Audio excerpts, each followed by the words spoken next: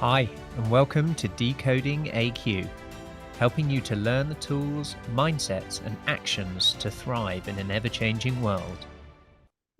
Hi, and welcome to the next episode of Decoding AQ. With me today is an individual that I feel like we've been passing ships in the night. His name is Evan Ryan. He is the founder and CEO at Teammate AI and Lede AI. And at Teammate AI, it's where they automate the boring, repetitive work to make humans more human. So welcome, Evan. No, thank you for having me. Yes, we have been ships passing in the night a little bit. I'm excited We to hang out. have. Yeah. So Evan is at the forefront of AI innovation. And as I mentioned, he's the founder and CEO of Teammate AI and the co-founder of Lead AI. So he's transforming how businesses and news platforms leverage AI to enhance productivity and content generation.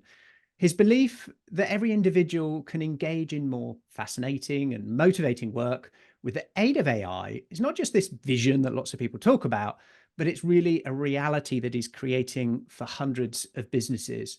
So, from optimizing operations without ballooning sort of payroll and taking more people on, he's generating unique news briefs in seconds, and his work embodies this massive power of AI that we all hear so much about. So join us as we dive into how you might be able to leverage technology to enhance our human potential, making our everyday work not just efficient, but truly engaging.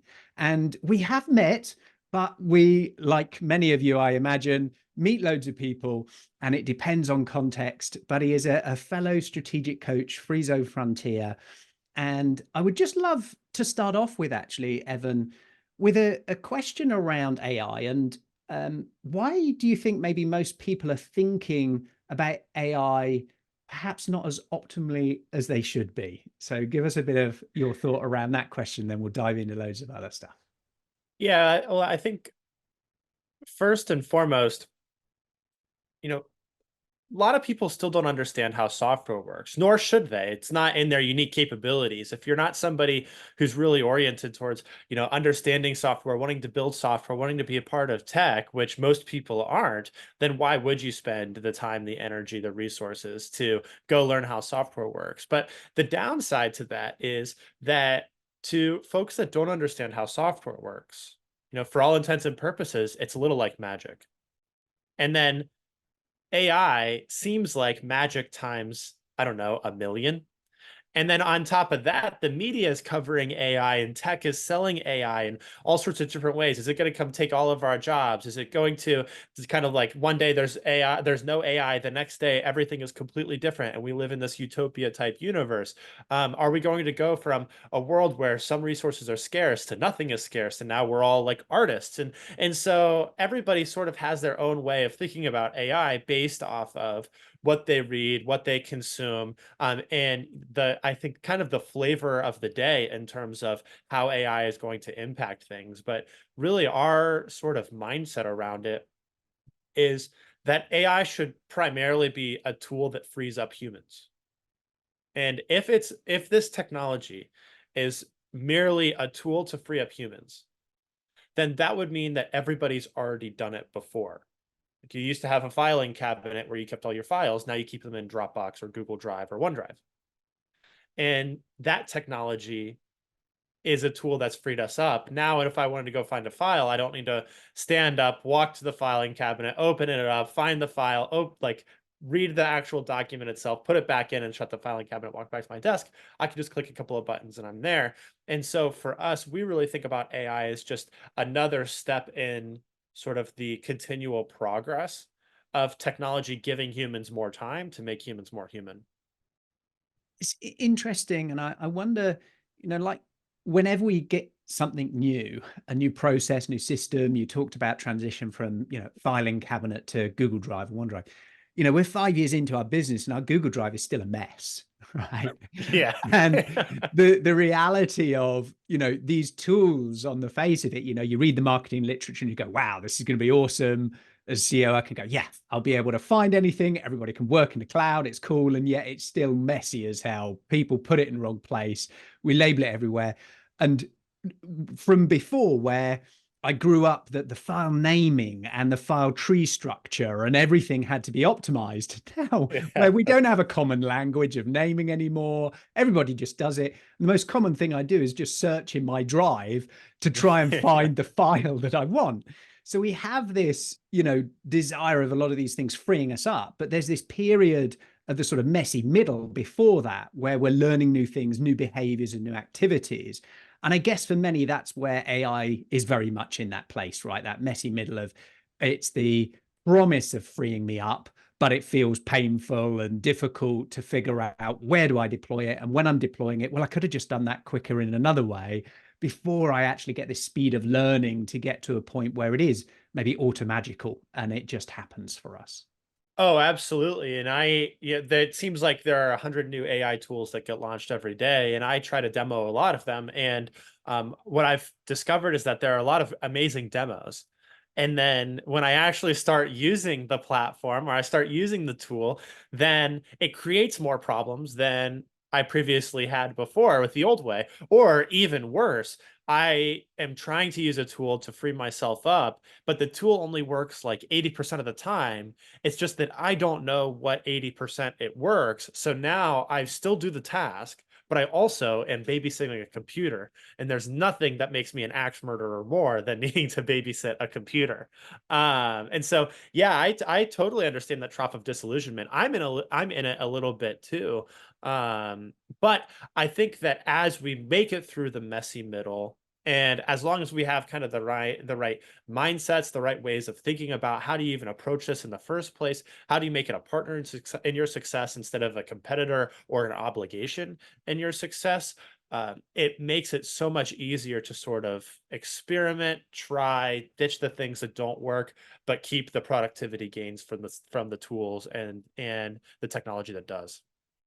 And let's start off with your journey into this, your journey into software, your journey into optimization, and journey into helping customers, identify what are the use cases, what are some of those processes that are sticky or messy that might be ones where software and perhaps AI can play a part in improving them.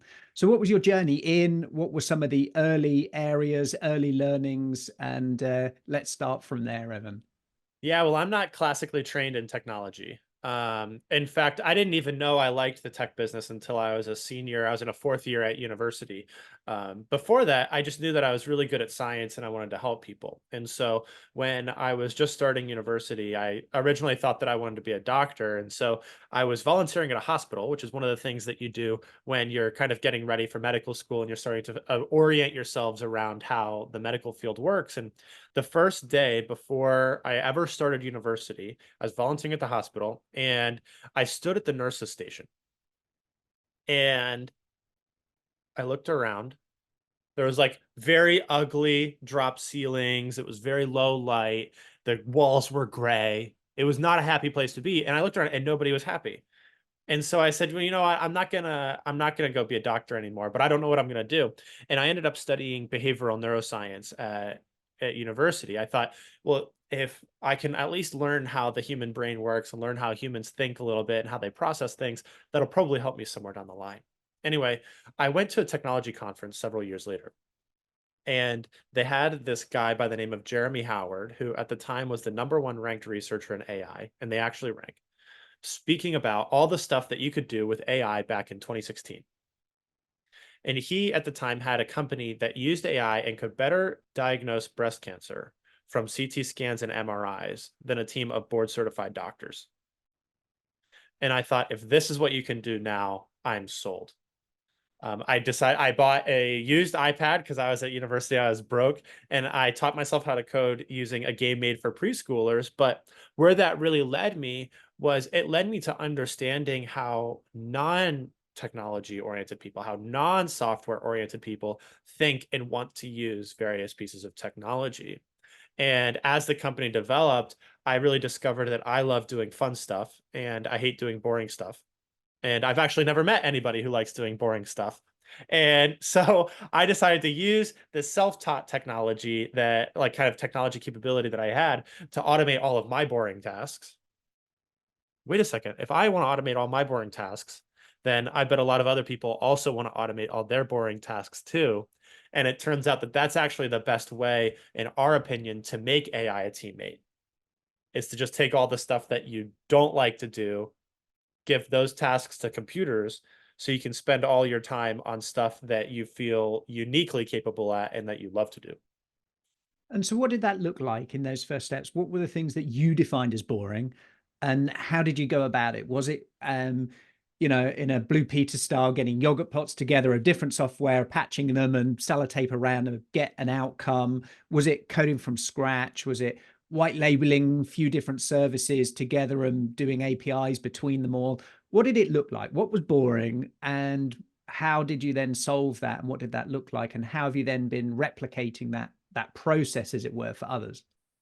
Yeah, for me, anything that was repetitive and that didn't really, it didn't really require creativity, is anything that could go into a very well documented standard operating procedure manual was something that I probably didn't want to do. Time was of the essence. I like doing fun stuff that's creative, that is kind of helping change people's minds or is helping deliver amazing products for our customers. And repetitive tasks like categorizing our books, for example, and finance, updating KPI dashboards is another great one, or taking data and then turning it into like a little report so that I can read that report and it just comes up to my inbox every day. I don't have to click 15 buttons in order to get the important metrics from our day.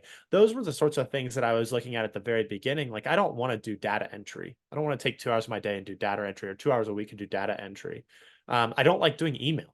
Like, how could I automate as much of my email as I possibly could? So instead of spending 2 hours on it per day, I could spend 30 minutes per day, for example. But we were working with custom code. We were also working with tools like Zapier, which take our CRM and they connect it to Excel, and all of a sudden now the data is updating, or Stripe and our email list, and making sure that everything's perfectly updated. It really depended on what the best tool was for the job. But what we learned was, it really started any great automation mission, any great AI mission, where the goal is to free people up, where the goal is to take your best team members. In that case, when I was a one-person employee, my best and my worst team member was both me, and give them time back.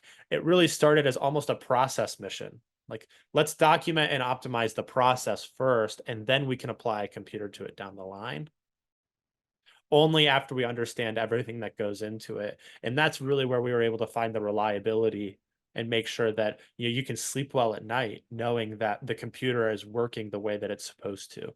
It's because we took that SOP, and that's where the automation went to. And I think it's interesting because we all have areas where we have a SOP, we have a standard operating procedure. We might not have documented it, but we do it, right? In our day, how we get up, how we, get consumed by our email, respond to it or not, how we do various things. We often do in a fairly standard way each day.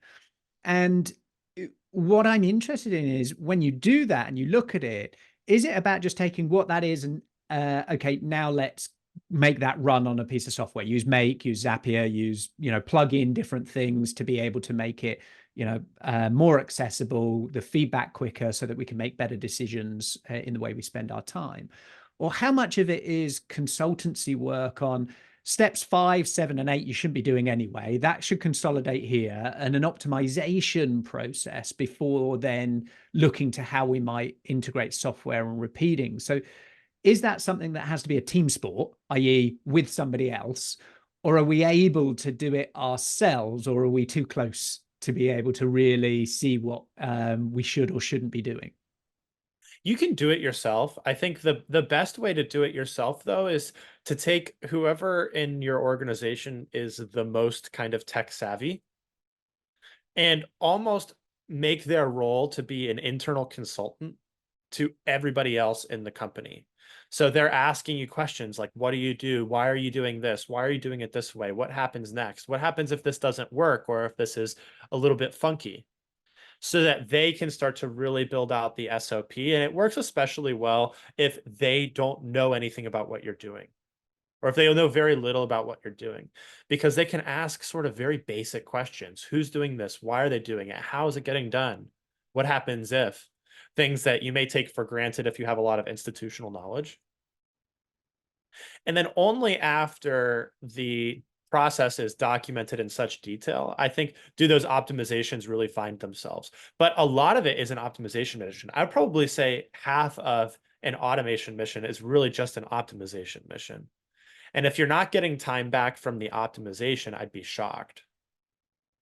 Is there any cool tools to help make that process itself not one that fills people with dread and going, oh, that's the last thing I want to have to do is explain myself. And then someone else go, last thing I want to do is understand what they're doing and then put it in a damn document and do all of these things. Is there a way and different tools that aren't just the demo that say, hey, I'll watch you, I'll record this, do your Lumen, out pops the other end, the SOP with taking your screen grabs, taking all your bits and putting all of those stages. What kind of little tools, little areas, little agents exist to help us in that first stage of optimization and getting the SOPs up together? Are there anything that you've come across? So not a lot. There is a company that's very interesting called Tango. Tango is like a little browser extension, and then you can click through, you can do your task, and then it makes the SOP document for you. I found that works in a lot of cases. It doesn't work in every case, but it works in a lot of cases. But other than that, unfortunately, I haven't found great tools for it. And so I would say probably the best recommendation is find somebody whose unique ability is doing that and have them do it. So, okay, what's the next stage and how this is really transitioning the way we work from historically, in order to increase capability, we had to train people, employ more people so that we could produce more things, more services, more products. Now, where we're adding in these multipliers of software, of technology that's coming in, what's the sort of next phases that we go through after? Okay, Evan, I've got my SOP. Here it is. What do I do now? What's the thinking? What's the framework? What's the approach to help us, navigate a better way to get, as you pointed out, humans doing more things that we enjoy, that we're engaged with, that we actually enhances our own, potential, our own creativity. Well, let's actually kind of take a step back for a second. So where a lot of people go wrong with AI and with automation, this is a very expensive mistake we've watched a lot of people learn, is the leadership of the company, the executives of the company, the founders, whoever it might be, listens to a podcast like this, or goes to a conference, or watches a video, or whatever it might be. And they come to their team and they say, we need to figure out how to use AI. So figure that out for us. Like, come back to me in 2 weeks, or come back to me in a quarter, or whatever it is, with what we're going to do with AI. And then the team goes out and they start looking for all the ways that they can use AI. And that, in our view, is a solution in search of a problem. Usually that ends up being a very expensive, very painful mistake to learn. It's actually, in our opinion, far cheaper, far easier to start with what's our big vision for the future at our company, our 5-year vision, our 10-year vision at our company. And then second of all, say, who are the most important people on my team that are going to help me get to that future? Then third, how many hours or how do they need to be freed up so that they can work on all of the tasks, all of the initiatives, all of the strategies that are going to help us accelerate that future happening?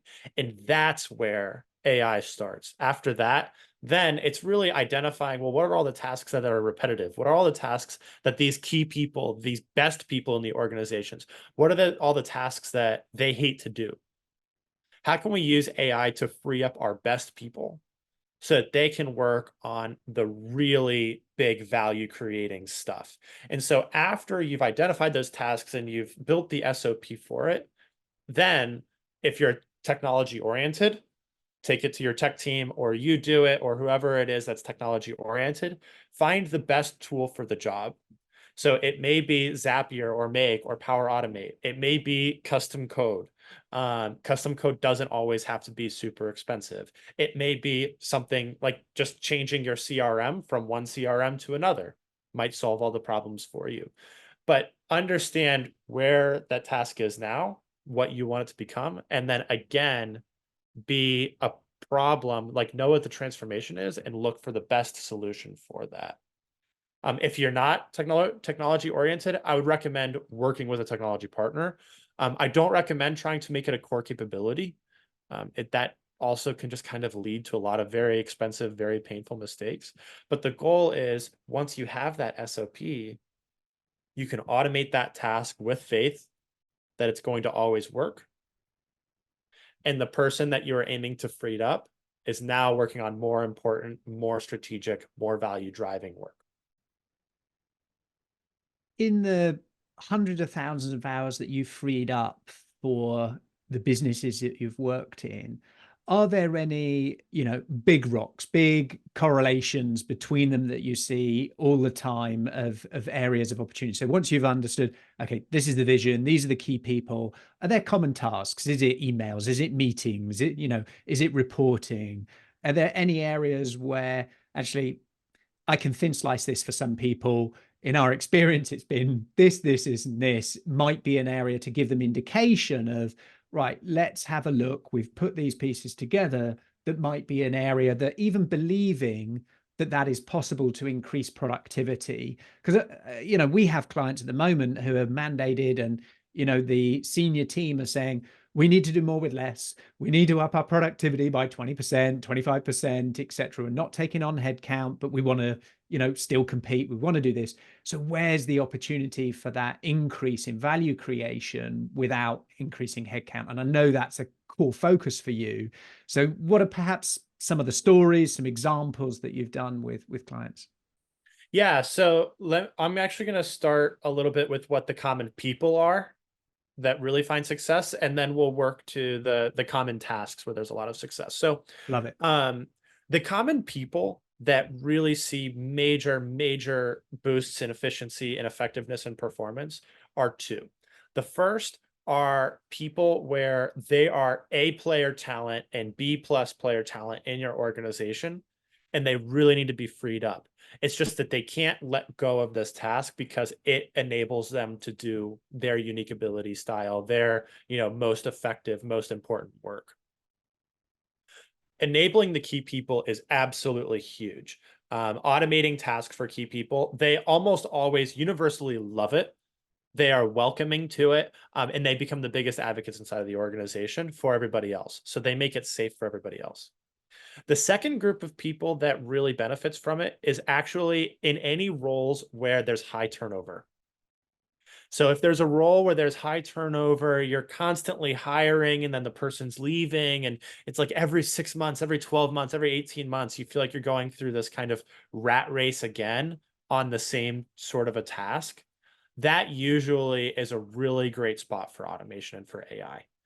It frees you up from needing to go through the constant like hiring and rehiring and training cycle.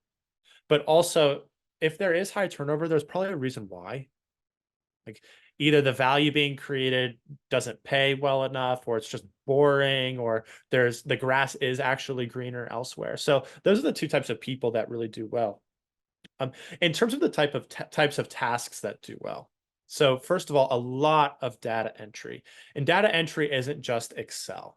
It's making sure that your CRM is always being updated when new leads hit your website, when they hit your inbox, when they buy something through your lead magnet. It's making sure that all those things are being kind of organized together and displayed to you in a really nice fashion.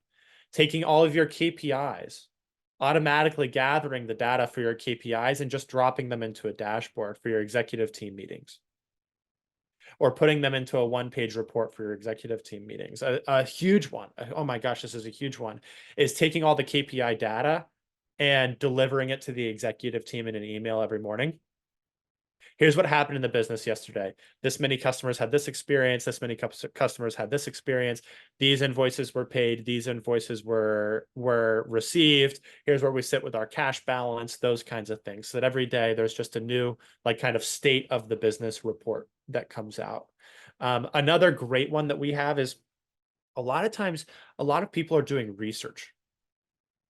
They're going to the same websites over and over and over again to find information. Did anything get updated today? And scraping those websites, finding that information in the background and just sending an email when it's there. Hey, found this. We think it's a great fit for you. That saves our clients. I mean, a lot of times we're saving our clients 6, 7, 8, 10 hours per week with those types of little things. Hey, we check the same website, the same 10 websites, 5 times a week. The last one is, this is a great tool that I'll recommend to everybody, is perplexity.ai. Perplexity.ai is the best tool, AI tool that I have found that is right off the shelf. It works immediately. It's kind of like ChatGPT in that it's a chat box, but it's really your replacement for Google. And so instead of going to Google, you can go to perplexity.ai. You type in, what's the question that you have? You don't have to use search terms anymore. You can just type in the question.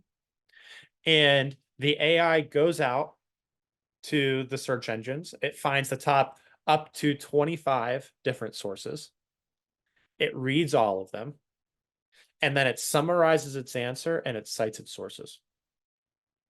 I would say that I probably save about 10 hours a week just thanks to Perplexity. Just that one for research, I think, can be really valuable and really impactful. And the other thing that you mentioned is around scraping data from other sources to then do something. So one is internal data.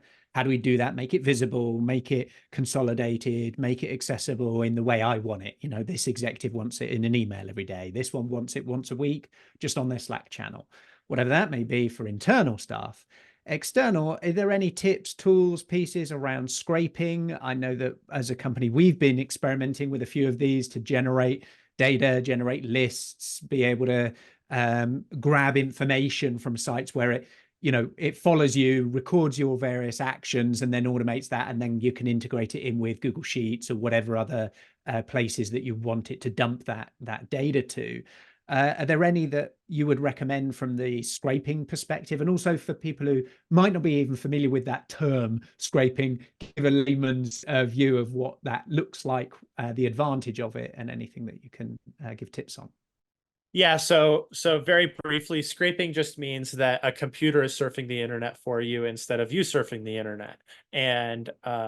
And it's really useful. It's not useful if you're just doing kind of a one-off task or you're looking for one-off information, but it's very useful if you have to keep up to date on certain things. So if you want to keep up to date on government RFPs, for example, so you're a business that responds to RFPs, and every day there are new RFPs posted on a particular website. Scraping is unbelievably useful. I know that there are some kind of off-the-shelf scraping tools that make it so it's very easy to kind of capture your clicks, and then it just works for you in the background. I can't speak to any of them. I found that usually conventional code works a little bit better and is a little bit more reliable. But it's a very, very helpful tip. And what I would do if you're somebody who is checking the same 5, 10, 15, 20 websites in a week, is I would ask Perplexity, what are the best tools to help me scrape websites? I'm not a software developer. And it'll give you some great ones. That's an interesting way, isn't it? Because keeping up to date with all these things is a fool's errand, right? And so a lot of the challenge we're going to be facing more and more is a filter challenge, not is it possible? It will be possible. It's the filter of which one is right for you and how do you find that? And that can be a variety of ways, right? It can be from joining particular groups, joining email lists, joining people where they refer and recommend stuff, right? That they're doing some of that work for you beyond the demos. And they're able to go, oh, right, I've looked at the demos of these 5 for doing it, and this one's actually right now quite good and it's quite effective. And we're seeing the emergence of now where we're joining these different AI tools together, and we're getting instead of just an answer for you to then go and do something, we're getting agents that do the something for you. You know, in terms of historically, you might have had an EA, an executive assistant that, you know, manages your diary, books your appointments, books your flights, sorts all of the admin and logistics.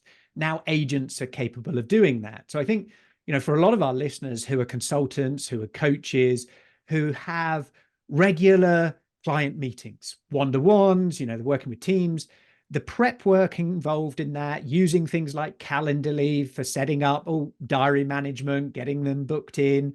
Oh, right, I've got to do a bit of prep work. Oh, go and see my CRM. What was the last thing I talked about with them? Maybe do a little look, see if anything's changed on any of their socials so that I can show up as if I care because I've remembered, you know, what we talked about. I've been interested because I've seen what's gone on in your life.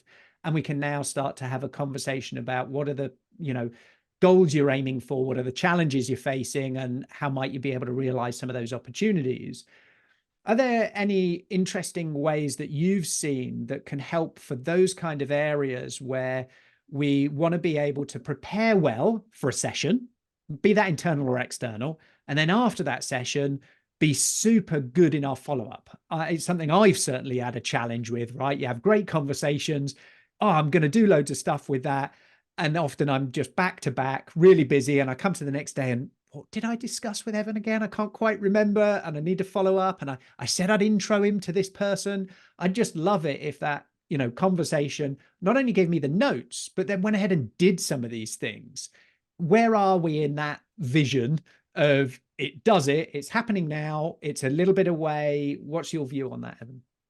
So I think on the agent kind of side, where you can move data around, you can kind of get information really quickly, but then it also takes the necessary action. I think that we're still pretty far away. To me, my opinion on it is that it's still very much in the prototyping phase, and that the technology is still quite a bit too unpredictable. Where we find the best automations take place, where the AI is best your teammate, is really when the technology is coded to do the task the way that the SOP is. That's what makes people sleep really well at night. The problem is it kind of goes back to, it's probably going to make a mistake at some point. Humans do too, but you don't know when that mistake is going to happen. And you don't know the severity of that mistake. You can't tell the AI, for example, you know, this is a really important client. I need you to make sure that everything works perfectly here. And so I think that the agents are still a little bit far away. Silicon Valley likes to sell the agents. I'm not sold on it yet. And I think that if there's anything that's customer facing or that's client facing, I would really recommend the trust but verify method.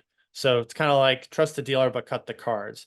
So that gives you one of two options. The first is apply automation, but then also have human oversight. So maybe it does the first 80% of the task, but you are always reviewing at the very end to make sure it looks good.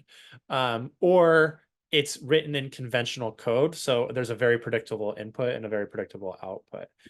In terms of what the kind of example that you're providing with coaches and making sure that you're up to speed on how everything's going, I do not say great things currently about Microsoft Copilot. I think it's very expensive and it's not that useful, but it's great for that. It's fantastic at listening to my meetings, providing meeting recaps, providing the notes, and my being able to kind of chat with that data, I think is very good. Hey, what are the action items that we had coming from this? Who was I going to make the intro to? What were the other key points in the meeting? It's excellent at that. And then Microsoft also has a sales copilot. It's different than the standard Copilot, but the sales Copilot, it listens to it sits in, it records your meetings when you're in with prospects, but then it helps really kind of take a lot of the manual data entry out of working with your CRM. It live updates your CRM with a whole bunch of stuff if you're using a Microsoft CRM. And I find that it's super useful for that kind of thing too. In terms of sort of being always on and being AI as your research assistant for social media. Unfortunately, the social media companies don't love having AIs do that. So I have not seen anything that I thought was worth recommending. But who knows what'll come out tomorrow. Let's flip it from the boring to opportunities of the creative.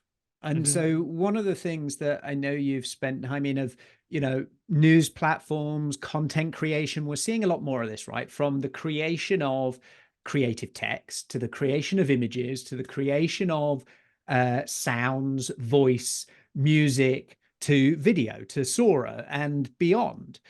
And the opportunities for us to use a teammate that is not just take the boring, but enhance my creativity, help me see it from a different perspective, play a different diverse role. I think in this way, give me a debate from the opposite angle of what am I not seeing? Tell me all the things that this particular audience are worried about or what's going on in the news, and give me some suggestions of content to create. Where are the opportunities, do you feel, in enhancing creative activities of creating different modalities that I just went through that can, again, be another teammate for marketing departments, for product development departments, for training departments of training content, for increasing diversity through thought by having a teammate that takes the opposite view, that you're not going to piss off and get a slap around the face and an argument with because it's a bit of technology that does that. Where do you see perhaps some opportunities for deployment in that area, Evan? That's a great question. And a lot of times people I think are a little bit hesitant to ask about the creative aspects of AI because it does seem to sort of be in conflict with so many creative industries. I'll tell you what I'm least excited to most excited about. So I'm least excited about using AIs to write blog posts, using AIs to write emails, the stuff that's happening right now with ChatGPT and some of these other tools, AI for your landing page. Or for your website copy. I'm not at all excited about that. The reason why is because based off of the way that these AIs work, it can't really create original ideas. All it can do is repackage old ideas because all it knows is everything that it's read. And I think humans are really, really great at creating original ideas. And so,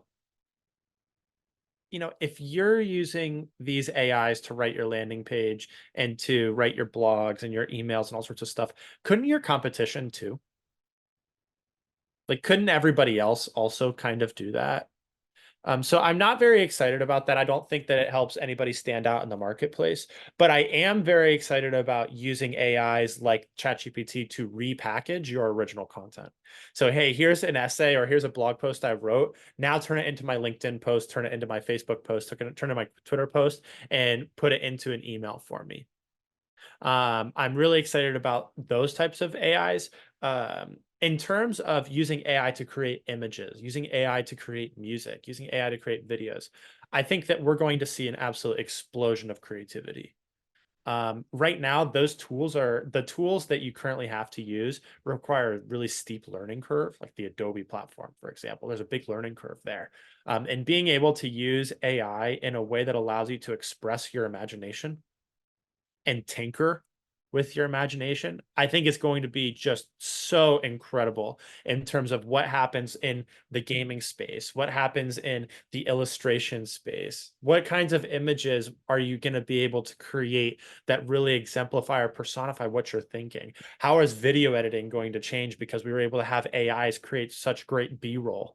And we were able to have AIs play such a big role within the editing departments, within the animation departments, for example. So I'm really, really excited about the music. I think it's going to be unbelievable. Like AI music, I think is going to be incredible. There's going to be an explosion of new music that comes out because of it.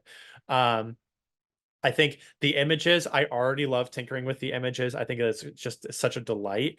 And the videos, I think we're going to see so much more video at so much higher quality.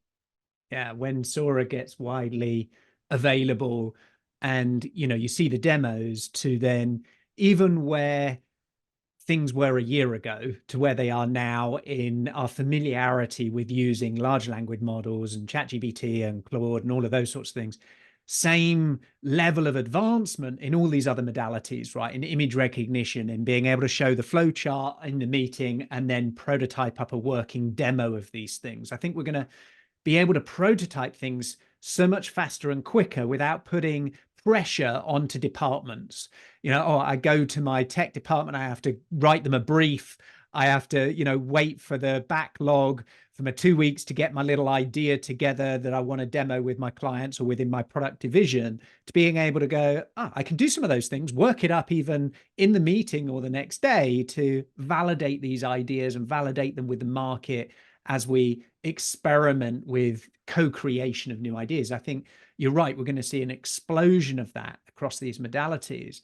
And I think one of the other sides, when we're doing so much exploring on the one hand, and then there's this other hand of optimization of those two things, do we need, again, a different approach, a different mandate, different governance, different structures in the organization that deals with those two different ways of thinking, those two different ways of deploying? Because it's very different thinking about how do I optimize what I'm currently doing versus how do I create what we haven't created before? What they don't need, they know, not faster horses, we need this. And how do we enable it to help us not just have an original idea once a year or once a decade or once a month, depending on who you are, but how could we have even more original ideas and use, conversations with not just other humans, but with AI to help us improve our origination and improve our creativity? Because I think you're right. There's a lot of pushback, the Writers Guild, everybody's saying, oh, we don't want this, but actually it can be such an enhancer for creativity if dealt with well. Yeah. This is one of the hot topic conversations. So I'm going to give you my hot take. But I think that first and foremost, it starts with a really clear vision as a leader of what you want your organization to become. And I think the simplest answer to all of the conversations around what's coming, what's happening, how do we manage AI, what will AI become? I think the simplest answer is if we make it a tool that humans use to free themselves up and to become more human, then we're really taking an active role in deciding how that tool gets deployed. And I don't know any leaders who have giant visions for what they want the future to be, that don't want their team to be even more freed up, that don't want their team to be even more self-managing, that don't want their team to be exploring and experimenting and tinkering and asking, well, what if we did this? What if we did that? How might this work? And so I think that these tools at the end of the day, I don't think that they really require like changes in governance and changes in leadership structure. I think as long as you have great people. But if you have great people, all these tools enable are faster experimentation, faster validation of ideas, more reliability inside of the business, and ultimately, I think a workforce that is 10 times or 100 times or 1,000 times more creative and effective than you might not have previously had. If you don't have great people, that's where the challenge, I think, comes into play, is how do you reel them in? Or how do you navigate this? I think that's where the conversation gets really hard. And unfortunately, I don't have an answer for it. I think the best answer is just be ruthless and relentless in having a great team. Yeah. And I think it's interesting because the definition of a great team, I think, is going to change, because a great team is relevant to the context of how you solve and what you're solving. So it might be great customer service. So we have a great, massive team in customer service, right? Who are on the phones, who are doing things, who have their scripts, access to stuff to solve the problems. Now we're thinking about, yes, I want great customer service, but I don't need loads of humans to do that. So swathes of people that have been validated every month by here's a check, by well done, by good job, by, good reviews, good feedback, to suddenly now software is eating that, and technology is eating that, to what does a great team member that was doing something that's now no longer relevant looks very different to a great team member that can evolve quickly and do the experimentation because they have a roadmap for that. They have the belief in themselves. But there is swathes of roles, of tasks that there are barriers. There is an immune system. There is a fear from people within there that hold some of the doorways because of fear of loss Yeah. of identity, validation, check at the end of the month, all of those kind of things. And as we're coming to an end, I'm curious as to, as we're helping organizations make some of these tough decisions, and you talk about it yourself, right, without inflating payroll to get more productive, what does that mean on the flip side, and how do we best think about that for the reductions in payroll and the new opportunities, those things? How are you thinking about those areas, Evan?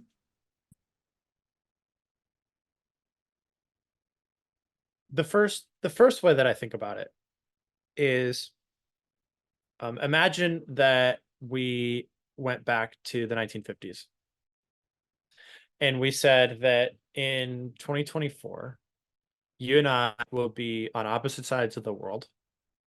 We'll have a phone call. It'll be completely free and we'll be able to see each other while we do it. But in the process of that happening, all 50 million, no, I'm sorry, all million telephone switchboard operators will lose their jobs.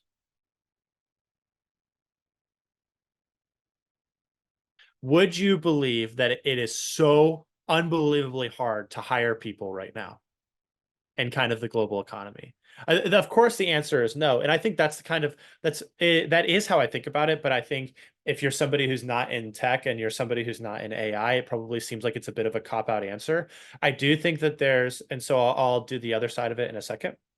I do think that right now it is so hard to hire people that I haven't seen a lot of evidence that, one day everybody has jobs and the next day we've let go of 15% of the American workforce or of the British workforce or the global workforce. So I just haven't seen that evidence because there are more people that are retiring right now than there are people entering the workforce in most countries. And it's already hard to hire. So that's the first point. The second point is for those that might be in the line of fire, that might be affected. I think what will end up happening in most organizations is that I think 20%, like one person with great AI will do 100% of four people's roles. So one person will be 20 to 25% of the workforce will take 100% of the value, for example, or will do 100% of what needed to get done. And so I think the first thing is to be that person who's embracing the technology and who's willing to learn. And if you're somebody who's willing to learn and who's adaptable, then there's always a great seat for you. We just may not have found it yet. Where I think that things will go awry are for the folks that aren't willing to learn and they're not willing to be adaptable. The folks where they say, this is how we've always done it, or this is how I've always done it. But unfortunately, that's already a problem in a lot of organizations. It's just that AI is accelerating it.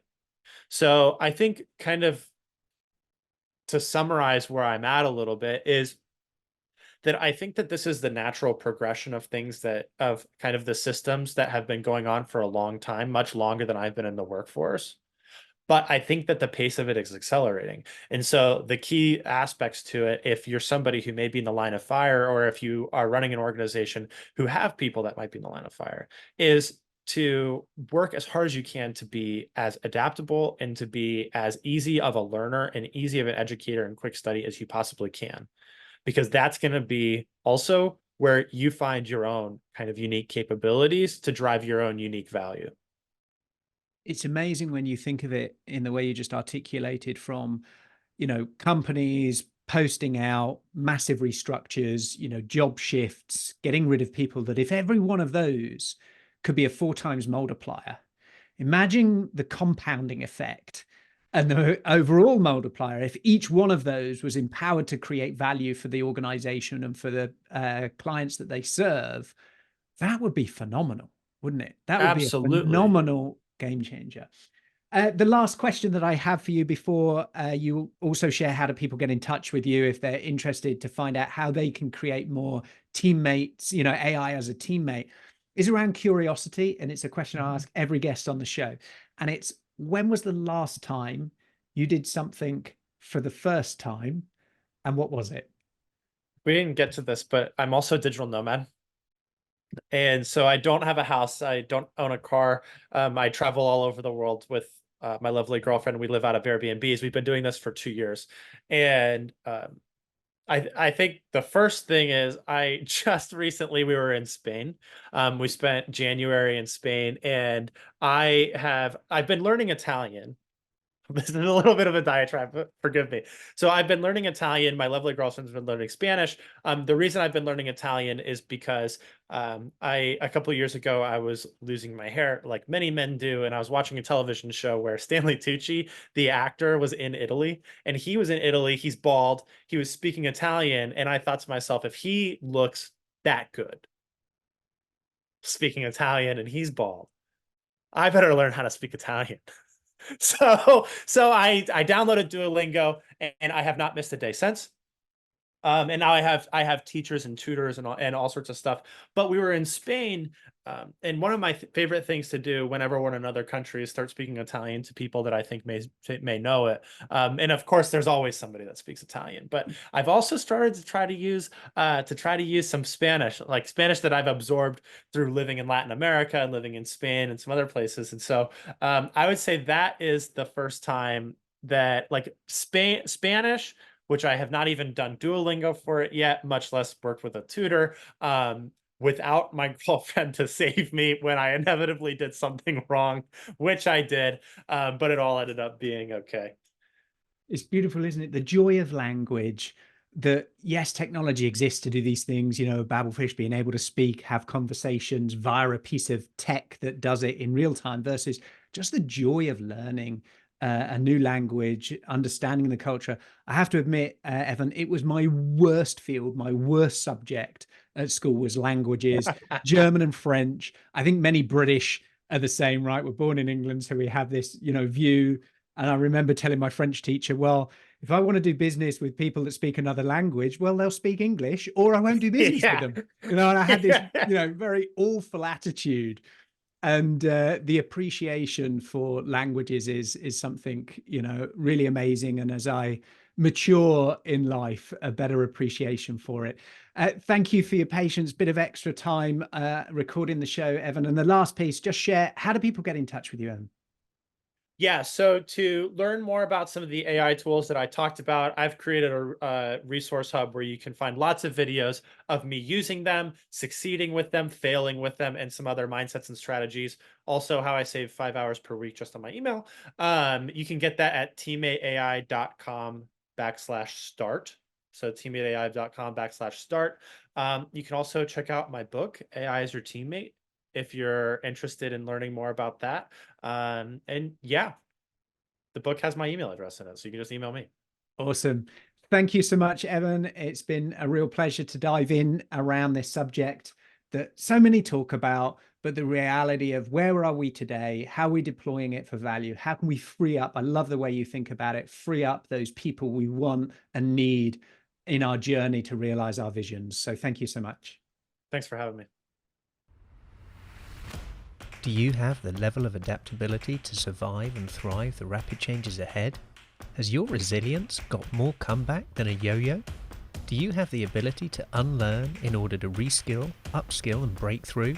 Find out today and uncover your adaptability profile and score, your AQ. Visit AQai.io to gain your personalized report across 15 scientifically validated dimensions of adaptability. For a limited time, enter code PODCAST65 for a complimentary AQME assessment. AQai, transforming the way people, teams, and organizations navigate change. Thank you for listening to this episode of Decoding AQ. Please make sure you subscribe on your favorite podcast directory, and we'd love to hear your feedback.